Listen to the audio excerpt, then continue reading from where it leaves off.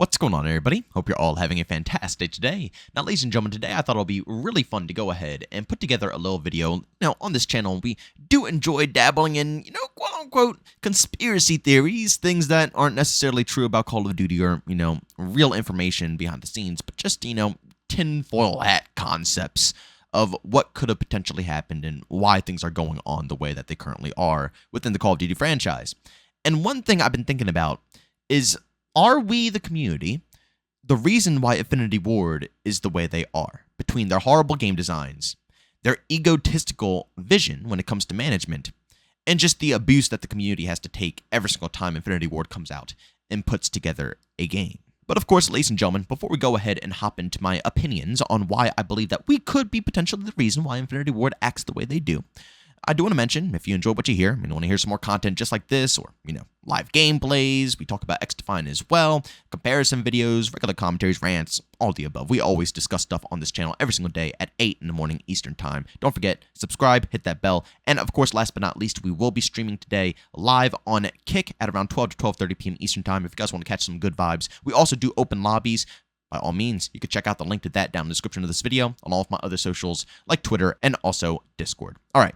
Now, let's get into the actual topic of today's video, the community being the reason why Infinity Ward is the way they are. Now, if you think back to when Infinity Ward, the real Infinity Ward, left, that was right, not after, but in the middle, actually near the beginning of Modern Warfare 2. They didn't even have any time to go ahead and do anything to the game. It's one of the main reasons why Modern Warfare 2 suffered so much, and Modern Warfare 3 felt like a more polished-off version of that game. Because, Modern Warfare 2 dropped, they got into a massive lawsuit with Activision, the majority of the team basically left and formed Respawn, and they had time to put together one patch, which was the patch to, obviously nerf off the models, which was just absolutely ridiculous in the game. So I guess one thing got fixed up, even though honestly those were kind of fun and funny to go ahead and troll with. As you can see in the background gameplay right here, I'm trolling with my own shotgun saws when it comes to Modern Warfare 2. Sometimes you got to kick back and enjoy it, man. This game, people take it too serious. Sometimes it's just fun to bring out a pump shotty and just light some people up and hear them rage, get a little salty with you. But back to the topic. They left at the middle of Modern Warfare 2, and then came Sledgehammer Games to put together basically the multiplayer experience of Modern Warfare 3. And even though they were forming a new version of Infinity Ward, which they did put together the campaign and I believe the Spec Ops as well, multiplayer was still completely from the ground up built by Sledgehammer Games. So Infinity Ward, the new team, had nothing to do with that game, at least when it comes to multiplayer. But the first game, Infinity Ward, the new Infinity Ward, completely put together with, obviously maybe some assists from other development teams, but, their whole vision was Call of Duty Ghost.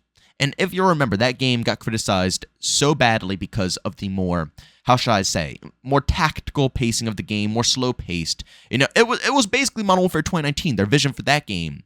But it was a little bit more fast-paced. They didn't go as far, even though Modern Warfare 2019 clearly had, faster movement and stuff of that sort. But when it comes to the core fundamentals of the game, Ghost had more, fundamentals that encouraged movement compared to Modern Warfare 2019, where a lot of things did benefit people who wanted to sit back. Not saying Ghost, wasn't a game for Gambit, because a lot of people, all I remember from that game was LMGs with thermals and stuff like that. But at the end of the day, I would say it's a little bit more enjoyable for me personally to play that game over 2019. It might be a hot take, but it is what it is. But the point that I'm trying to make here is that Ghost was Infinity Ward's first game they put together, and the community gave them all-out hell. All the feedback was it was way too slow, the maps are way too big, the design is god-awful, way too fast of a time to kill, so on and so forth. I mean, the list can go on. Basically, everything that you hear with Modern Warfare 2019 was a problem, or a partial problem at least, with Call of Duty Ghost. That was the main complaint of the game. Of course, there's a lot of other things, like I said, but that's, the gist of the idea there. Then comes Infinite Warfare after Call of Duty Ghost. Of course, there was Advanced Warfare, Black Ops 3. There was a list of other games before Infinite Warfare launched, but I'm just talking about Infinity Ward specifically. Then came Infinite Warfare, which was a 1,010% 180-degree turn from what Call of Duty Ghost was, and dare I say, probably the fastest-paced Call of Duty game I've ever played from an Infinity Ward development team. Ever. Call of Duty 4, Modern Warfare 2, Modern Warfare 3, Ghost. No game competes to the pacing of Infinite Warfare when it comes to Infinity Ward style games. It just was never their style, People always say Infinity Ward makes fast-paced games back in the day, but realistically, Call of Duty 4 through Modern Warfare 3 were way more slow-paced and, thoughtful about placement and where you want to engage compared to games like Black Ops 1, Black Ops 2, even World at War. Treyarch is always a lot more aggressive than Infinity Ward. So Infinite Warfare was a completely different vision. I mean, if you didn't even know Infinity Ward made that game, you could never guess it. You could never guess it. Whereas, Ghost, I could guess it. Modern Warfare 3 and Modern Warfare 2, I can, see Infinity Ward aspects being built into the game. But Infinite Warfare, if you never told me, Infinity Ward made that, I would never guess in a million years that they put that together. A lot of people will probably think that they would have made the slowest paced jetpack game, but no, they made quite possibly the fastest paced jetpack game. But whether we want to admit it or not, Infinite Warfare checked off the majority of the checklist that people complained about when it came to Call of Duty Ghost. And I will say that I am, my opinion is a little bit different because I enjoyed Infinite Warfare. Out of all the jetpack games, I enjoyed Infinite Warfare the most. Now, I know, strike me down, everybody's going to hate me because everybody hated Infinite Warfare. It was the most disliked game out there, but realistically, I think everybody just hopped on the hype train or not the hype train, the hate train, I should say, on Infinite Warfare, and nobody really ever gave it a shot. The majority of people even just hopped on Modern Warfare Remastered and didn't even give it a go. It was, like I said, it wasn't that bad. If you were used to jetpacks at the time and you wanted to play a jetpack game, that was a pretty fluent one. It felt clean. It felt polished. Typical Infinity Ward, nice hit detection. It was nice, smooth animation-wise. It wasn't that bad as people put it out to be. The problem with it was that it was the third jetpack game in a row, which nobody wanted. Nobody. So, obviously, dislike bombed. Nobody wanted to touch it. Everybody was tired of it. They wanted boots on the ground again. So the game got absolutely bashed.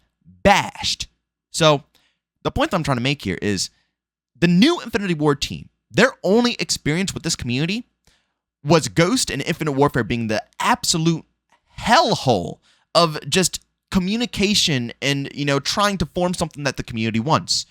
They tried to put together Ghost, which was, I'm assuming, more of their vision, which obviously failed in so many ways to the community. Again, I enjoyed it for what it was to a certain extent, especially in competitive. I think Ghost competitive was really fun. Public matches a bit campy, but competitive was pretty cool. But again, everybody complained about what they did with Ghost. Infinite Warfare, they switched all the things that we complained about. The biggest problem was that it had jetpacks on everybody's back, so, nobody wanted to play another jetpack game. But the fundamentals of the game were still there, They made it faster paced compared to what the Ghost was. And everybody gave it crap. So now, if you think about it, this Infinity Ward team is sitting here thinking, okay, Ghost, they don't want that. Infinite Warfare, we made it faster. They don't want that. Screw the community. And again, I'm not trying to come out here and defend Infinity Ward because I've been bashing them pretty much this whole time because I hate their ego and I hate the way they handle these games. It's disgusting to me. And honestly, I won't even mind if they got completely replaced out at this point because my love and passion for this development team is long gone. I hate the way they communicate with us. But like I said, tinfoil hat here. I really do wonder if that's why they treat us the way they do with Modern Warfare 2019 and Modern Warfare 2. They just don't care to listen to the community because realistically, the Call of Duty community is kind of hard to listen to in the first place. They did exactly what a lot of people wanted. And it sucks because they had to make a jetpack game. It is what it is. Activision had a 3-year set cycle. They're like, okay, every single team is hitting a jetpack title. Sledgehammer will make one. Treyarch will make one, and Infinity Ward will make one. Nobody knew 3 games down the road there that people would absolutely despise jetpacks now, and nobody wants to play it. And this game was probably in production, being made 2 to 3 years prior before people even started expressing their hatred for jetpack games.